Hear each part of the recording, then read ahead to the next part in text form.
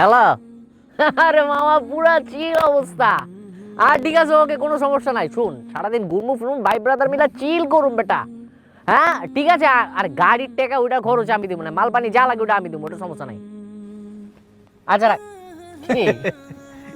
কে বন্ধু? হ্যাঁ। চিলকাওয়া টাওয়া শকুনের কথা শুনলাম মনে হইতাছে। আরে বেটা চিল খাওয়া না, ব্যাপার হইতাছে কি, সামনে তো 31st, বুঝছস? চিন্তা করতেছি ভাই ব্রাদার মিলে একটু খাওয়া দাওয়া মৌজ মাস্তি। খাওয়া দাওয়া? তাহলে তো আমিও আছি। আরে বেটা ওই খাওয়া দাওয়া না, তাহলে ব্যাপার হইতাছে গিয়া 31st তো, মনে কর যে আমরা ভাই ব্রাদার মিলে মৌজ মাস্তি করুম, ঘুরমু ফিরমু, আতশবাজি, মনে কর যে আকাশটা পুরো রঙিন হয়ে যাবে, রঙিন একটা ভাইব নিয়া এই ঘুরা ফিরা ফুর্তি ফার্তি মৌজ মাস্তি, এটার ব্যাপারে কথা কইতাছিলাম আর কি, বুঝছস? এটা কি ঠিক হবে? আর ধর বেটা, এইসব ঠিক বেঠিকের কোনো কিছু বুঝাবুঝি নাই। তোর একটা ব্যাপার বুঝাই কই, এই যে নতুন বছরটা যদি মনে কর যে আমরা মৌজ মাস্তি দেওয়া শুরু করি, তাহলে মনে কর সারাটা বছর মৌজ মাস্তি আর চিলের উপর দেওয়া যাবো, এটা লাগিয়া কাহিনী। এইসব অন্ধকারের যুগ, কুসংস্কারের যুগ কি এখনো আছে? আমরা যদি নতুন বছরে আনন্দ ফুর্তি দিয়ে মৌজ মাস্তি দিয়ে আমন্ত্রণ জানাই, পুরানটা তো কাইন্দা কেটে বিদায় দেওয়া উচিত ছিল না?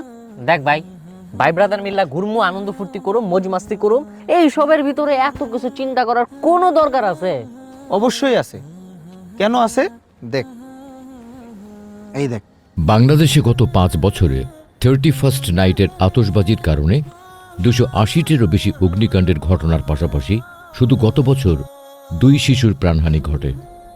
পাশাপাশি শব্দ দূষণ ও বায়ু দূষণে হার্টের রোগী বাড়ে ব্যাপক হারে। 31st নাইটের আতশবাজিতে বিশ্বব্যাপী পাখিরা ভয়ে আতঙ্কে ছোটাছুটি করে। বুলগেরিয়াতে বিখ্যাত ফিঞ্চ পাখি, রোমের স্টার্লিং পাখি সহ হাজার হাজার পাখি মারা যায় এই রাতে।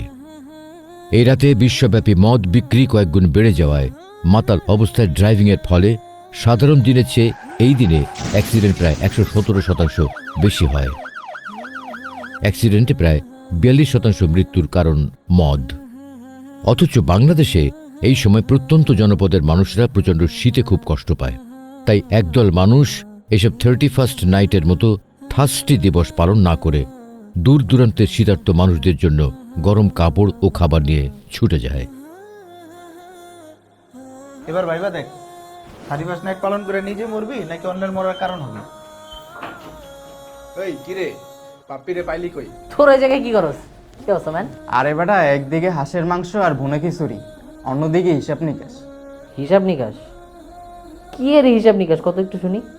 গত বছর কি কি ভুল করলাম, সেই ভুল কিভাবে শুধরে চলবো। আর কতজনকে এবছর দাওয়াত দিছি দিনের পথে, সামনের বছর কয়জনকে দাওয়াত দিমু, এইটার হিসাব নিকাশ এখানে হবে। এই বছর কতজন রে দান করতে উৎসাহ দিছি, আর সামনের বছর কতজন রে আরো বেশি দান করতে উৎসাহ দিম।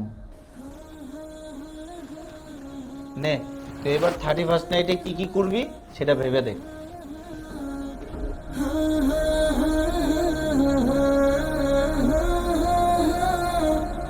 যে পরিমাণে গুণা করছি, গুণাগুলার হিসাব করুম, আর গুণা থেকে বাইচে থাকার লাগে একটা প্ল্যান করুম, এগুলোর হিসাব করুম এবার।